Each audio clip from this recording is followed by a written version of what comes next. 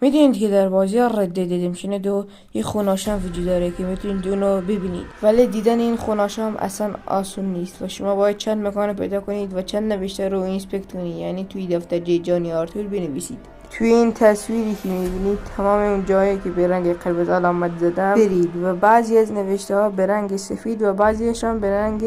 قرمز نوشته شده و وقتی تمام این کارا رو انجام دادی ساعت 12 بیاد به این مکان و یه علامت زرد روی نقشه اظهار میشه. این علامت وقتی که اظهار میشه یعنی شما کسی رو کشتید، ولی شما اون کسی رو نکشید، یعنی وامپایر داره یکی رو میخوره. وقتی برید توی این کوچه میفهمید که وامپایر داره یکی رو یکی رو میخوره و شما باید بیزنک اونو بکشید و وقتی اونو کشتید یه چاقوی لژندری به شما میده، یعنی اون چاقوی لژندری دستی وامپایر بوده و شما میتونید این چاقو رو بردارید ازش لذت ببرید. بچه‌ها شما رد ریدمشن فن هستید یا جی تی فن؟ حتما کامنت